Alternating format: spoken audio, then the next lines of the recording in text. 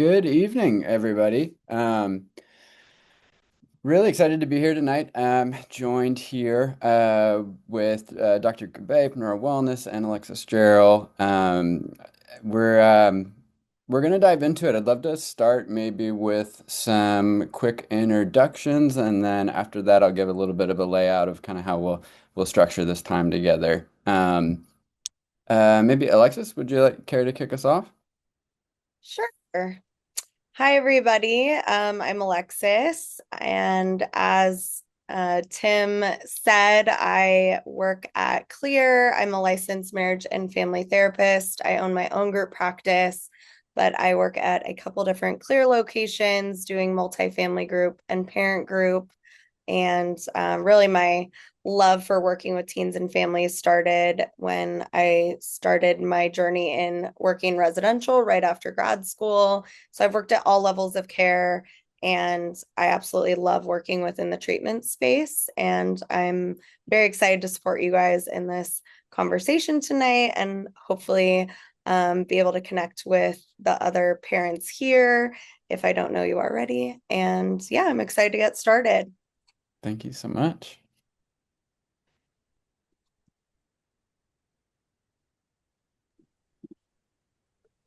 Hi, good evening. I'm Bob Gabe. I'm a child and adolescent psychiatrist and adult psychiatrist with Neuro Wellness Spa. Thank you again, Tim, for inviting me here tonight. I've had the privilege of having over a decade of experience working for several treatment centers in the past, both Center for Discovery and Destinations for Teens, and Ascend Treatment Center in helping teens with all levels of care, residential, day treatment, and intensive outpatient treatment. And I'm very fortunate to have joined Neuro Wellness Spa earlier this year and happy to contribute in any way I can tonight. So thank you for having me. Awesome. Thank you so much. And yeah, Dr. Timothy Harmon, I'm the program director at Clear Behavioral Health. I've focus on social work administrative practice, which my doctoral degree is in, and I've been really fortunate to spend the last decade working in high acuity mental health for both adolescents and adults, and really passionate about this topic, especially really anything impacting our adolescent population, such formative years, and yeah, any space, any of you who were able to join for our last webinar on substance use, but really a continuation of just really important conversations that we all need to be having. So, again, thank you everybody for joining us this late evening. So just a couple of things. Please, we're gonna keep track of the chat. So any questions that come up based on anything that myself or Alexis or Dr. Bay share throughout, we'll try to keep track of those. We also have a full list of all the questions that were outlined on the registration for this webinar. So we've sort of teased through how we're going to sort of answer those questions, but really, again, it's meant to be conversational, and all questions are good questions. So, um, just again, that's a quick disclaimer, but this webinar is intended for general education purposes only, and does not constitute medical advice, diagnosis, or treatment. If you have concerns about your teen's mental health, please consult a licensed healthcare provider. Here, Clear Behavioral Health, we're here for you and can further that. And we'll talk a little bit more about Clear at the end of this. And um, um, with that, though, I think we'll dive into it. So the first question, I think we're all going to sort of touch on. Uh, Dr. Gabay, I may go to you first, but the first question is on just generally starting out appropriate use of AI. And it says, I know my teen is going to use websites like ChatGPT. How can I convince them to use it as a tool and not rely on it for everything? What are the pros and cons of teens using AI during relational development?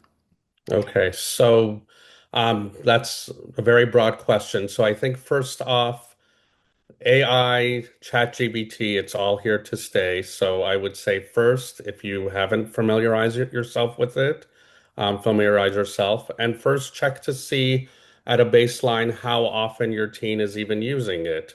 They might have used it a couple times and it's no big deal. They might be exclusively using it. So I would really have a conversation with them to not assume anything and see how they're using it and see for what purposes. And again, if they're having trouble in school or there's no concerns about schoolwork and they're just using it as a reference, it's great. If they're overly relying on it, then I would delve a little bit deeper. And again, each particular school has emerging ChatGPT research policies, so I would also check with your school guidelines as well.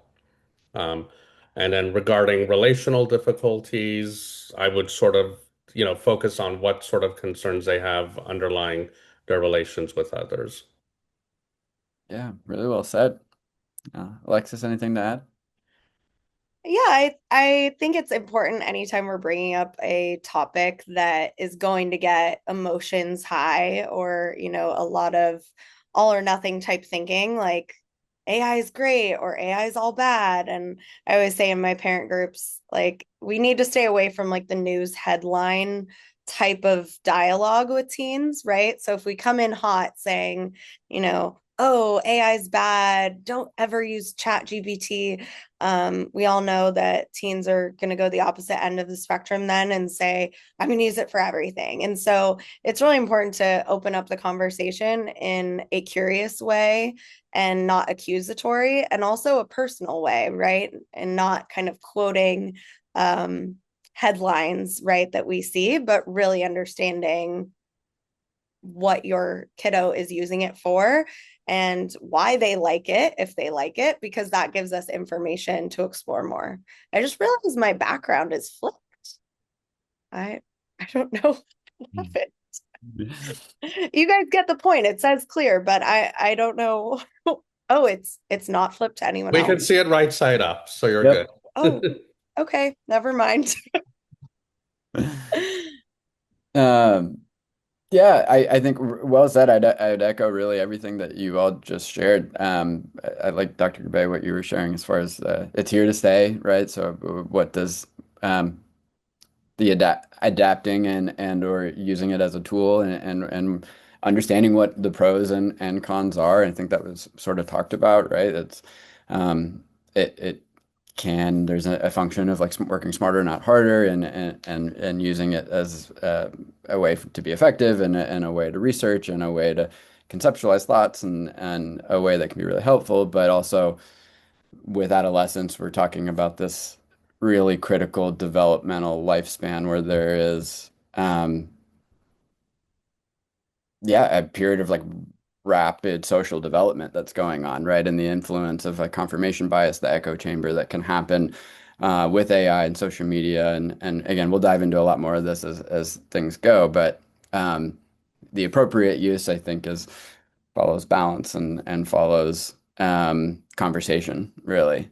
Um, so the next question that was submitted in the sort of registration for this was sort of generally speaking, how do we get teens to live beyond their screens?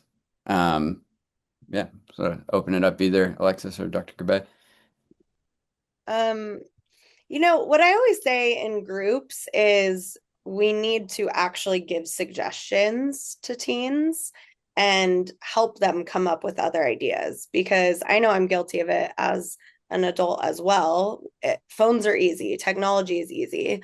And if we're not giving accessible other fun activities, why wouldn't a teen choose the path of least resistance, right?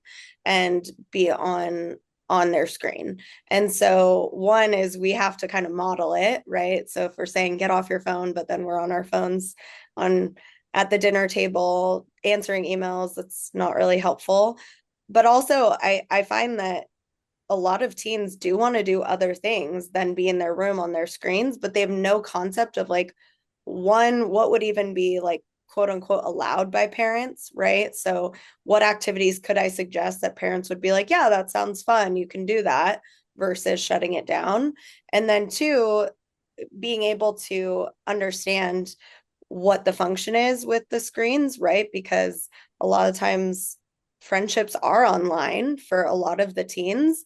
And I think parents often uh like discredit that friendship sometimes instead of exploring it. And so it's a lot of like, get out and have real life friends. And in teens' minds, these are their friends, right? Like, and so being able to explore that more and also add real life experiences. I love kind of an experience jar where everyone puts in suggestions for like weekend activities. We pick it, like different creative ideas where it doesn't feel like, what do you want to do? Well, what do you want to do? Well, what do you want to do? Because we can just get in that loop and then the phone seems easiest. So that would be my thought around it. Well said. And Alexis brought up excellent points. I think I definitely want to echo her to highlight the modeling. Even when if you just go out in public or at restaurants, many times you'll observe entire families on their phones. And so it's very ubiquitous what our teens and even preteens see. So whatever we can do to turn off the phone or put it on vibrate or really tell even close ones that you know that if there's specific times during the day, make specific blocks of the day, even if it's just 30 minutes during dinner or after dinner as quiet time. But that has to come from the parents and filter down. Because at the end of the day, adults, grandparents, teenagers, children, having sort of some regular structure and schedule can be very beneficial in a very chaotic world. And again, be very curious on the purpose of the screen. Again, for some people, that is how they connect. And I think if you have a kid who's doing well in school um, and involved in sports, but they play tons of video games, but they're very well adjusted, it might not be a problem. If you have a teen who they're isolating in the room a lot and maybe playing games solitarily, and not really eating right, failing classes or missing class or being lethargic in the morning because they didn't sleep at night, I think you sort of have to judge how it's affecting their daily life. So again, really try to figure out how it's incorporated in their lives and if it's causing a problem or not. And Mm, at the end of the day, any activity, even if you have to make minor changes, maybe just watching TV or watching streaming with your kids just to get them out of their room if they're not ready to like venture out into the open. Again, I think I remember there was a scene in the movie This Is 40 that the mom says, "Don't go on your screens, go outside and play with a stick and a tire." So that's a little bit of the extreme unrealistic version. So mm. it's also eventually, trying to meet teens where they're at. Yeah, well said. Well said.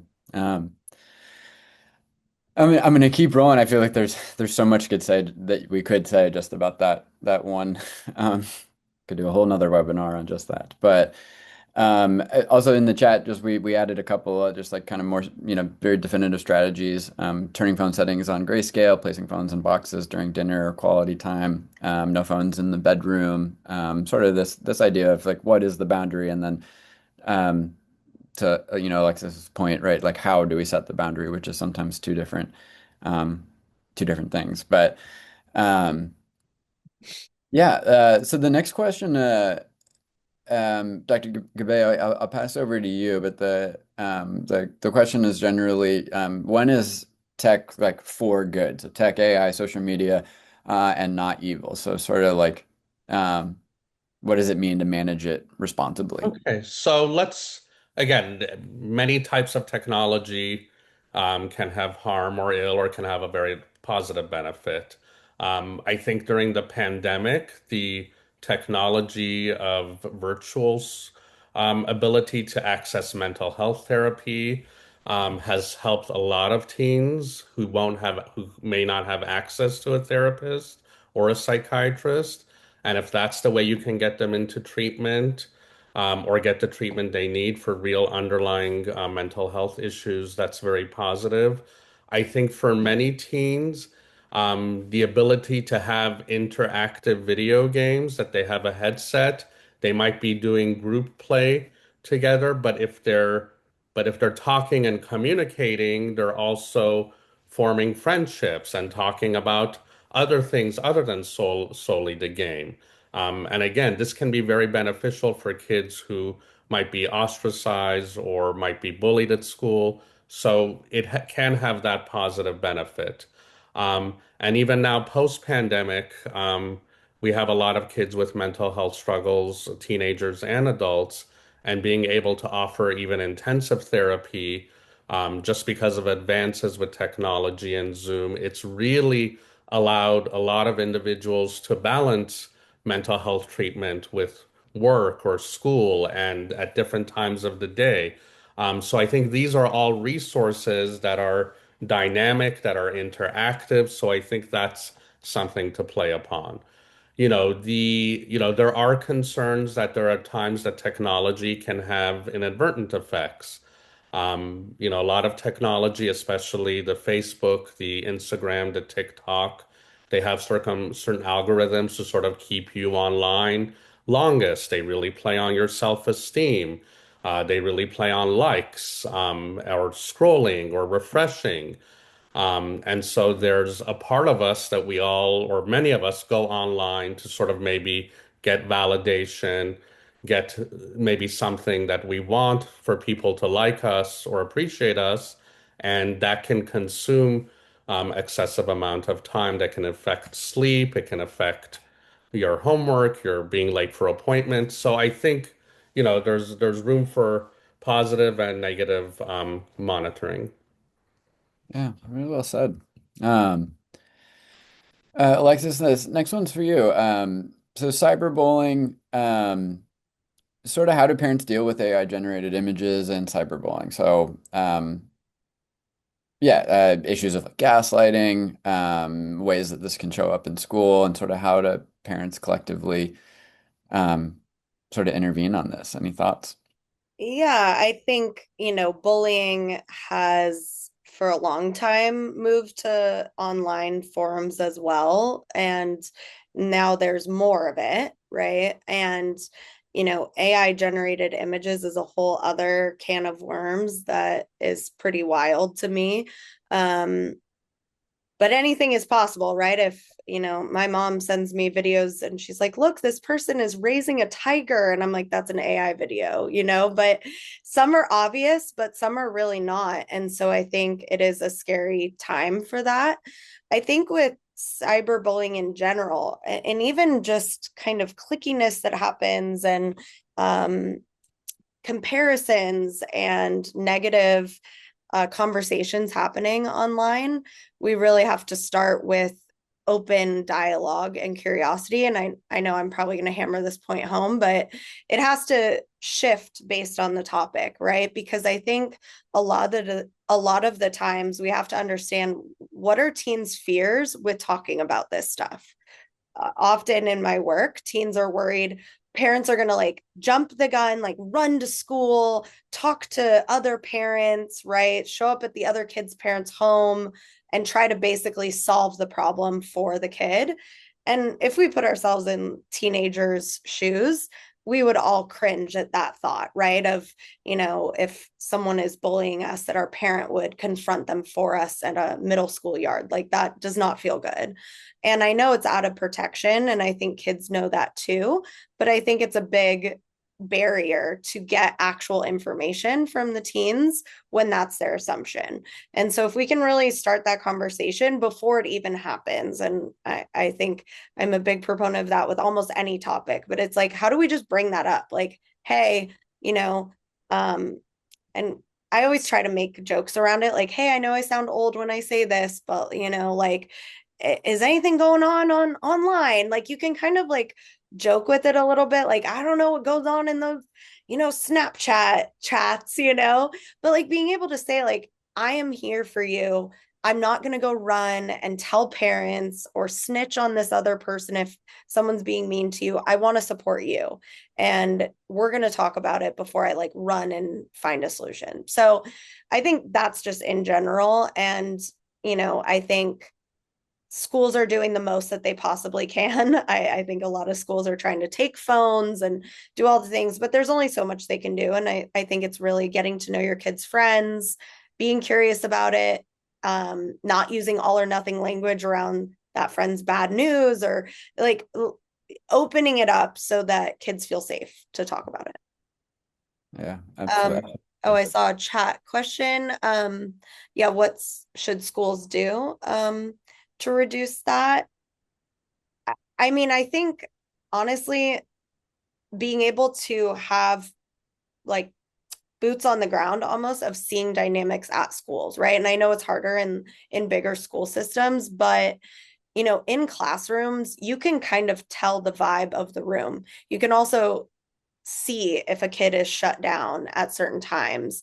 And so I think like, more and more schools have counselors and people that are more aware of those things. And I am doing webinars like this or in-person psychoeducation, which is all great. But yeah, I think schools are doing the most they can within their limitations for the most part. But I think we have to always follow it up with therapists or parents talking about it as well. Yeah, I would definitely echo that, right? I think all prevention work starts with education, communication, conversation. What are the impacts of bullying looks different now than it did back in even my generation, right? And some education both to teens to parents, right, to know what to look out for, um, and the impacts on the way that has, the impacts that has on someone emotionally, I think is a little bit easier to identify sometimes. So. Um, Yeah, really well said. So the next question was about video game social media addiction. And I know we talked about that a little bit, but just to speak on it a bit more, I think with any type of dependency, like the sort of if you look at the function uh, of like the dopamine hit that we get from the phone that Dr. Gabay was talking about, whether it's a like, whether it's constantly being reinforced with more information that uh, we're seeing, right, and the way that we can get lost. That first question I think is always what happens when I don't have access to it? Sort of the same question that we ask someone who is struggling with a substance use disorder. You remove the stimuli or the thing, and then like what's the emotional reaction is really telling. Um, the second sort of piece of this, I think, is also um, what's the level of disruption that I have in day-to-day functioning. And again, Dr. Gabay sort of shared about this also, right? If I'm able to have good sleep hygiene and I can turn it off at a certain period of time, that would demonstrate a level of control in my use of this thing that is giving me that dopamine hit, technology, AI, whatever it may be. I can get to bed on time. I can wake up and go to my classes on time. I can still engage socially in like a traditional format as well as virtually. I'm able to, you know, develop socially in the way that I like communicate, right? But sort of looking at like disruption um, in day-to-day functioning and what is that and can we draw a direct line back to social media? It's a tricky one and often easier to assess out with like clinical support, but um, I think that the addiction to is a complicated and nuanced topic there. There's a Dr. Grant. There's a couple sort of TED Talks and other literature, sort of a thought leader in the field. He serves on the social media committee for the American Psychology Association. So another worth a research or again, going online and looking up a little bit of information about that might also be helpful. Um, um, the next question is about sort of again a little bit back to the preventative strategies. So, how can we prep teens or even younger to the realities of social media and AI, and sort of what do those conversations look like under the idea of prevention? And Dr. Gubay, if you want to take this one, we can all Sure. jump. Yeah. I mean, I think especially with teenagers, I think it's just being very real and just saying, okay, you've given a broad topic. How is this created? I mean, history really helps out a lot. What's the whole reason for having these different apps and platforms. You know, it's a lot of people who develop algorithms. There's definitely a profit. They definitely want people to be online. And if you can sort of like talk them through, tell me, imagine, you know, what purpose this serves, what's the person or the individuals behind it. I think helping them understand that it's not that like I'm upset that you're on TikTok all the time, but that there's a purpose behind it. The purpose is that, it will become more and more popular. The longer you spend time on it, the longer it, takes your information. And I think teens are starting to become more savvy because again, they're struggling to identify themselves and separate. But if they start realizing maybe even a little bit, like a little bit of kernel that like, that there is a purpose behind it. I think as they become young adults, it can really help them understand and maybe make their own independent, thoughtful choices. So I think starting with sort of like the source of what it's for, because again, there's some types of technology, social media that can be really helpful, and others that it's just really manufactured by bots, and they're really just trying to take advantage of our precious commodity, which I say these days is our time. So I think trying to build a background and understanding and engage in the teenagers' curiosity is a very good starting point for particular teens as well. Yeah, really well said. Anything to add on that, Alexis, or we can keep rolling? Yeah, I think just going off of that, being able to again be curious about what they're actually seeing, on TikTok, for example, really what kids or adult, whoever's on it, what you watch more of, you get more of, right? And so it's as long as teens feel safe enough to share what they are looking at, it can be helpful to be like, show me your For You page. Like, like my For You page is like therapy and dogs and, but I watched a random funny video of rescue chickens on a farm, and now I've gotten like 17 videos of rescue chickens. So, being able to open that dialogue up, because it's really hard to get out of that loop once you start seeing certain types of content. And teens might not be wanting to see some of the content that they're seeing, but not feel safe enough to be like, dang, I watched this one video and now I feel like all I'm seeing is about self-harm or, eating disorder behavior or whatever it is. And I think just, you know, making sure they won't feel criminalized for what they see can be helpful. Um, yeah, I know we have some questions here Yeah, too. there's a couple additional thoughts came out in the chat. So there was a one more definitive question, sort of what suggestions do you have for maybe the scenario of someone like having the phone in the bathroom with them? I think it's all about what the purpose is, right? So I think a lot of assumptions are made when we're not curious. So I had a family session a couple weeks ago with people in my own practice, but it's like the kid actually just wanted to listen to music while showering, right? But then there was this belief of like, well, you're going to be messaging your friends, you're going to end up taking so long.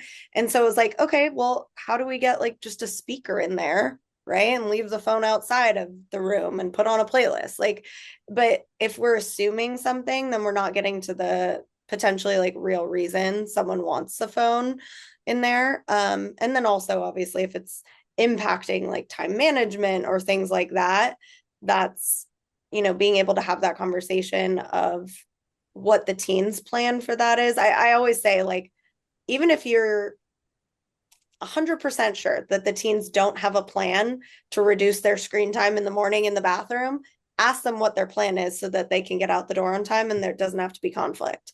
And then we can work with that. Mm. Um, we don't want to create a scenario or create a solution for them because we know that no one likes being told what to do. Right. So that's Yeah. all I would add to that. Yeah, and I think the clear theme with teens is the phone usage, the social media, it's a symptom of something else. So I think figure out on what the goal is. If the goal is to have a family dinner, then That's the goal. How do we have as peaceful a family dinner? If the goal is to get to school on time, it might be I don't care how much time you spend on the phone, as long as you're out the door by 8 a.m. and you're dressed and you didn't forget your backpack or your lunch, and you can do that responsibility, you know, that's the goal. So I think sort of working on what common goals are. Absolutely.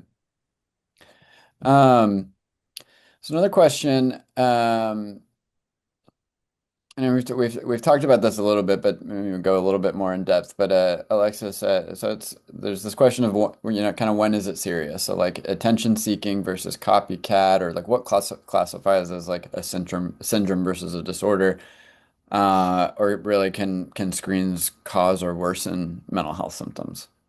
Totally. Yeah. I think the term attention seeking is thrown around a lot.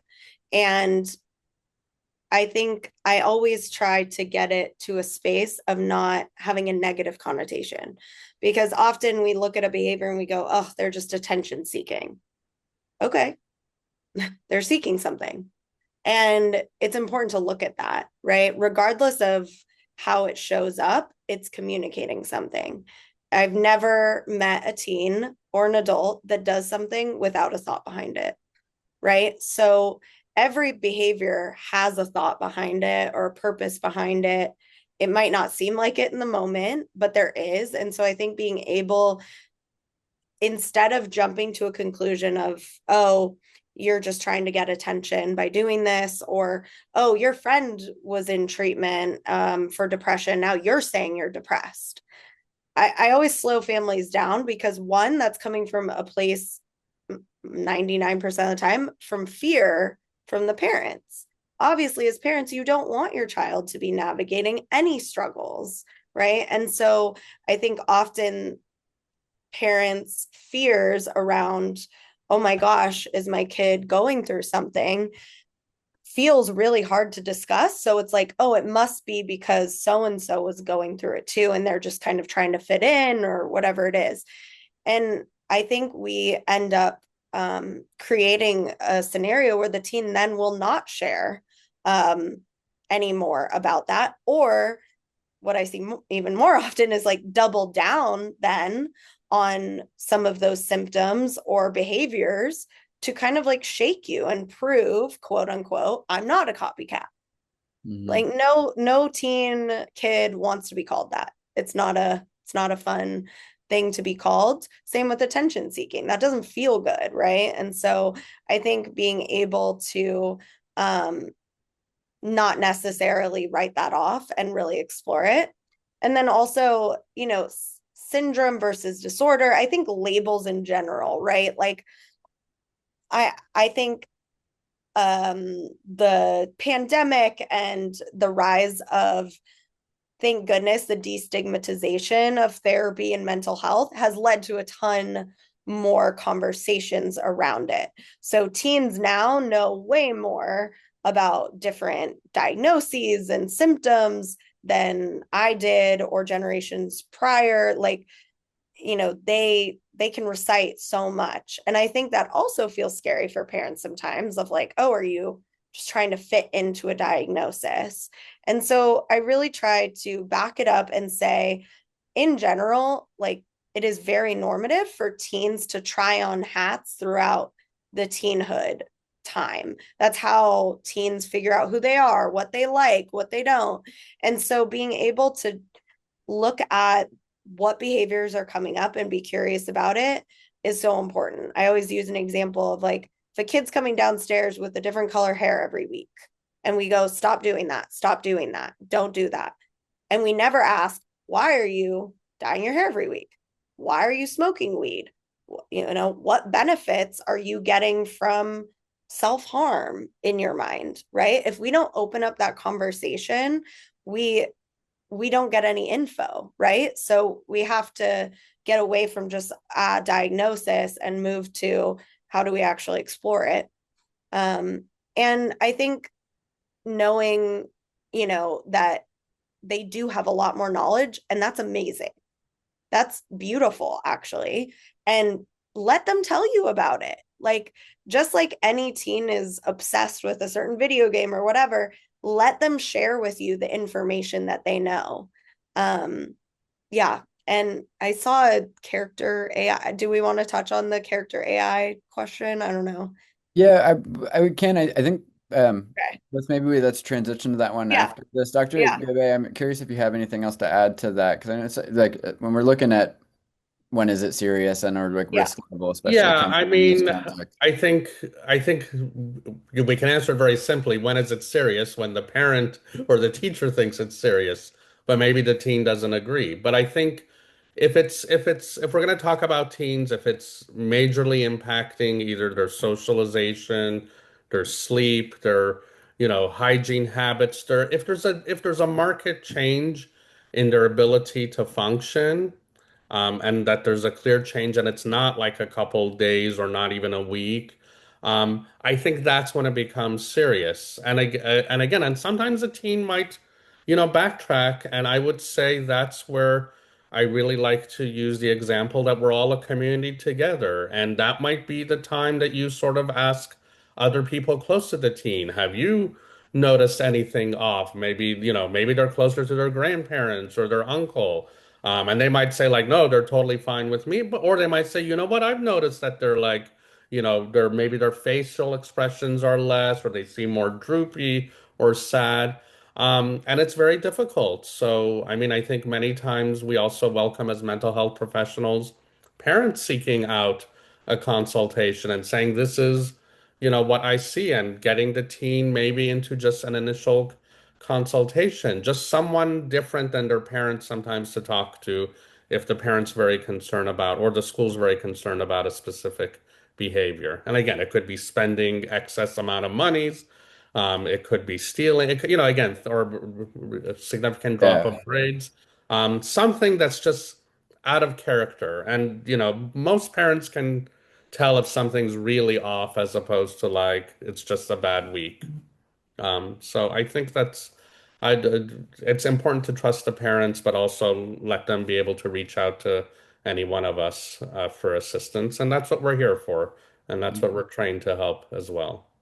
Yeah, right. And at what point does the influence relating or causing something that is self-injurious, right? I think that's a big sort of risk factor, right? Yeah.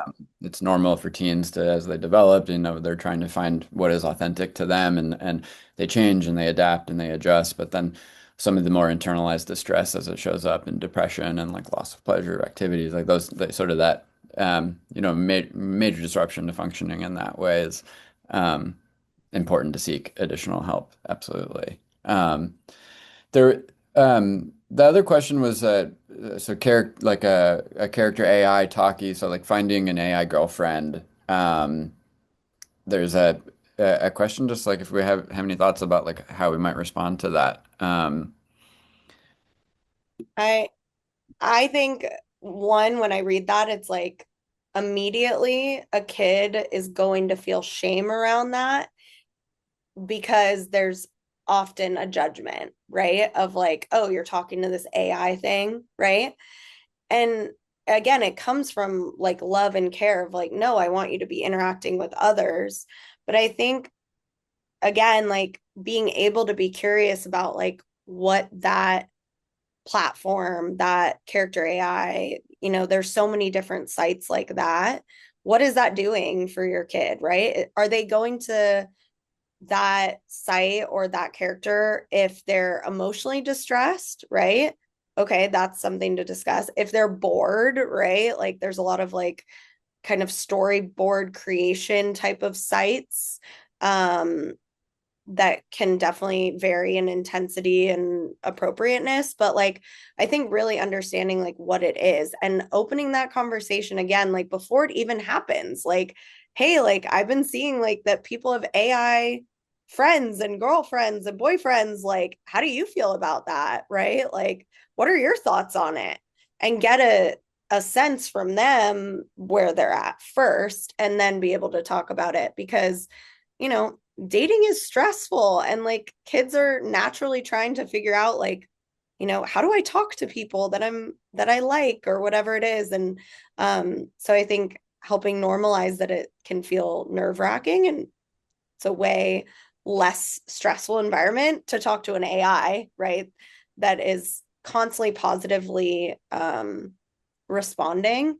I think just super briefly, that's something to really highlight too, that kids actually don't know. So chat GPT, all of the chats, like AI is programmed to continue building you up for your ideas and continue providing like positive reassurance, which is why people love it, right? But often teens don't realize that. So they're like, no, this, like the AI said, like, I have the best ideas ever about how to handle this friendship breakup, or they said my text to that friend was perfect, or whatever it is. And so I think sometimes we also need to inform teens, like as Dr. Gabe was saying earlier, like, no, but what's the function of it? The function is actually to continue positively reinforcing you, which a lot of teens don't know. So, yeah. Um, One of the other questions was about uh, sort of what to do until like legal protections catch up. I do think that again, this is a highly nuanced and complex, you know, challenge, right? That our adolescent population's facing, and I do think it is likely. I know I've seen already changes in legislation around certain protections for teens, but we're not quite there yet, and a lot of there's a lot to figure out still. But I'm curious, Dr. Gabe, any thoughts? In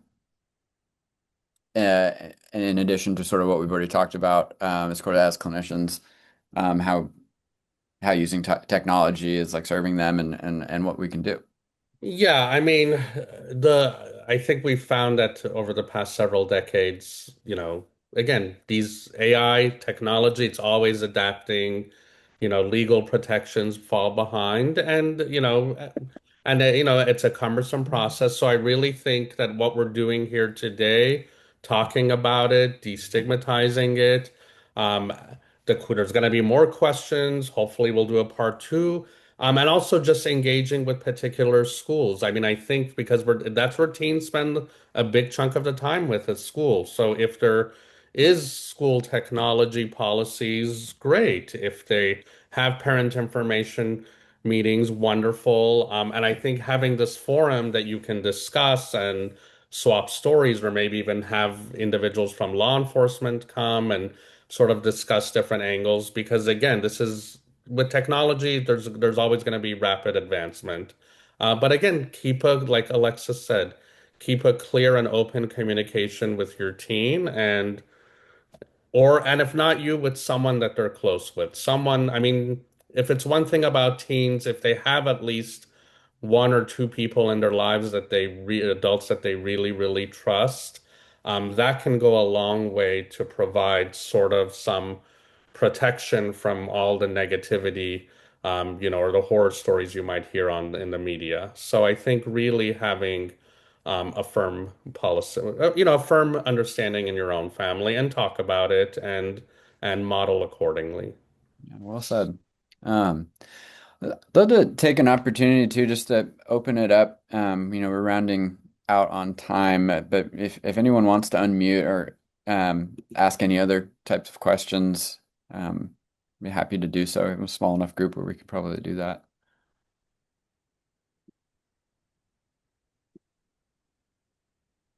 And if not, no pressure. We have more questions that we can walk through.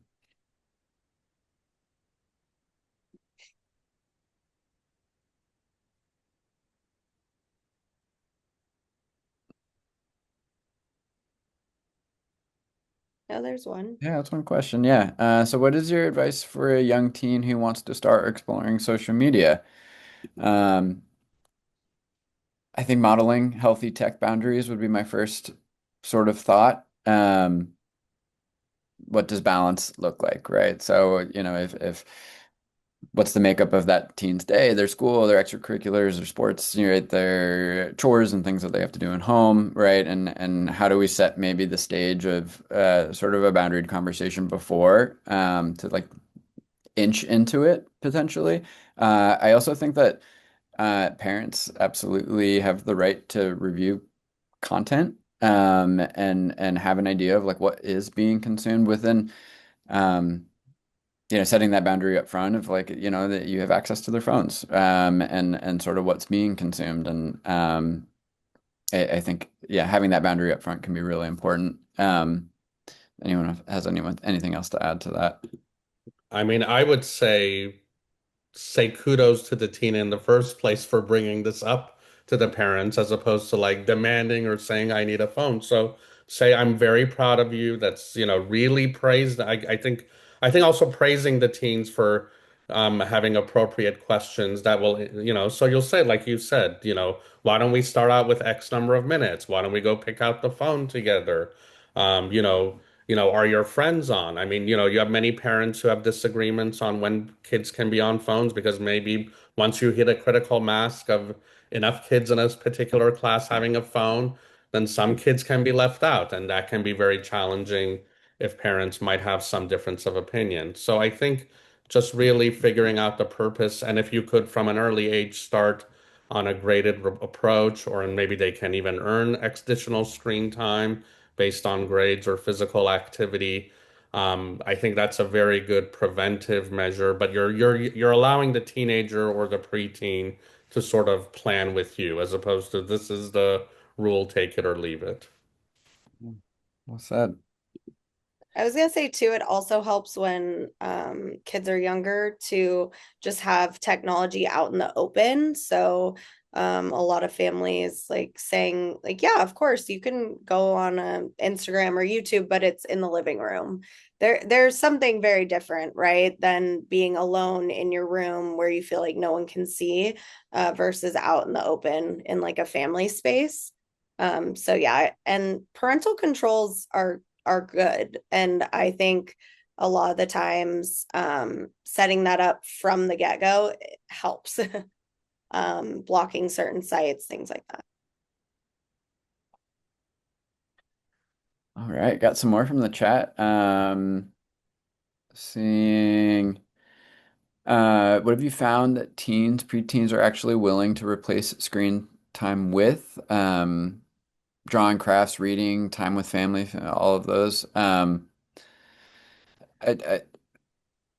Depends on the teen. I think teens are so individual in the sense of like it's sort of like what makes them tick, what gives them a sense of joy, and what are they passionate about, whether it's arts and like that type of engagement, whether it's like physical activity, whether it's some other type of stimulation. I love the idea of like joining them in what they're doing as opposed to trying to change the behavior because that's a really slippery slope there.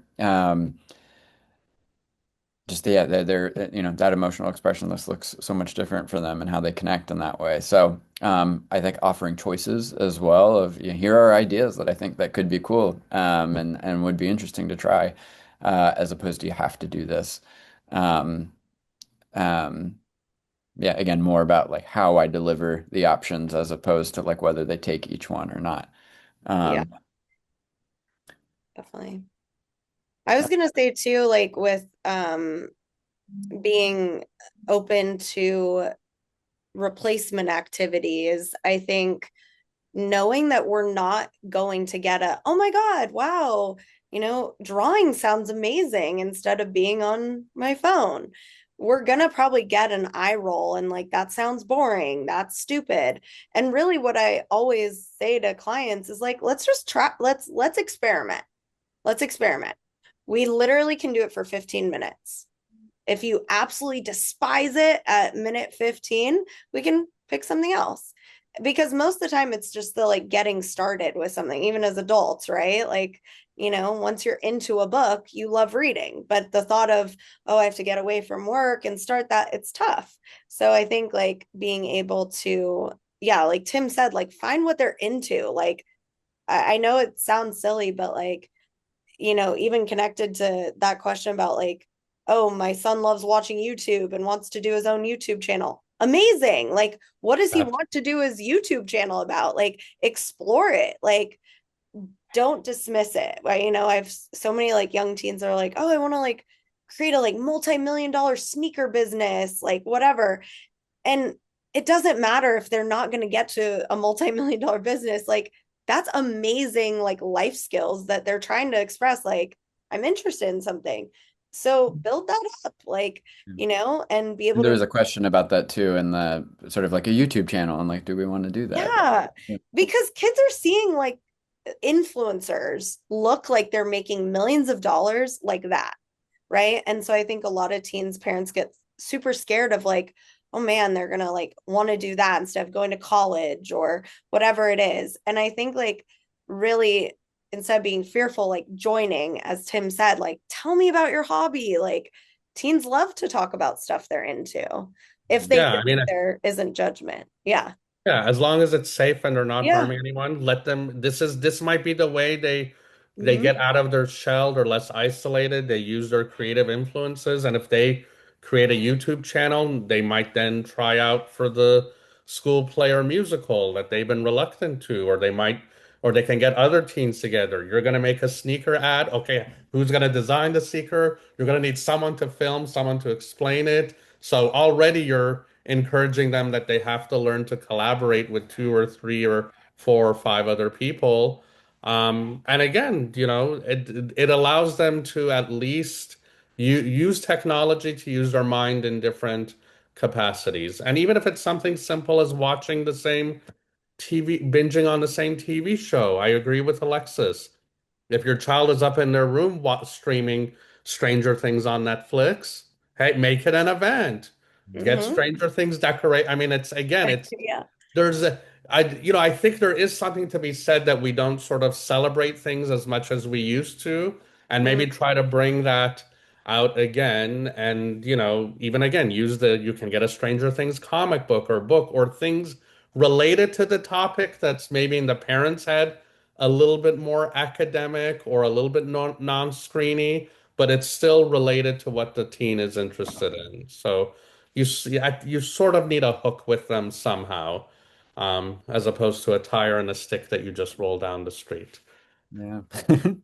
Um, there was another question, and just circling back to this about, randomly going through teens' phones and searching and being aware of the content. I think that's a really intuitive question in that way. I always, Alexis and I talk a lot about this in our multifamily groups, but in a perfect world, we have this environment of trust and transparency and this sort of idea that a teen will come to you if there is something concerning. But I do also believe that it's within the right as a parent, that if there is any concern, especially of safety, really just being transparent of like, hey, I am going to look, and that's part of it. It can be less of an invasion of privacy if we're sort of setting like, what are the limits in which I'm going to do that, or how I'm going to do that, why I'm going to do that, and having that conversation up front. Um, Yeah. but it looks different for everybody and sort of where you are in that. Um, yeah, depending on where you are in that specifically. Yeah, I agree. And we definitely talk about all the time because it's a big one with the teens are like, respect my privacy, respect my privacy. And then parents are worried. And so I think too, just going off of what Tim said, like explaining the why behind things is actually really important because teens often go into that all or nothing thinking and assume the worst. So if you say, I'm concerned about your safety, I need to look through your phone, I've had teens be like, they're going to look at every single conversation that I have with every single friend. They're going to look at every photo. And it's like, no, your parents don't want to go through every single thing. Believe me, like they don't find joy in it. They want to just make sure you're safe. And so I think really explaining directly, these are the behaviors I'm concerned about, or this is the shift, as Dr. Gavay and Tim said, like these are the shifts I'm noticing. I'm concerned, right? Like, this is what I would like to look at. We always encourage if the teen can be present, if you're checking their room or checking their device, even better. Because again, they, like we all do, we go into worst case scenarios of like, they're going to judge me for talking to my friend about the guy I like or whatever. And it's like, no, that's definitely not why parents are looking through a phone. So really explaining out the why, I think is helpful.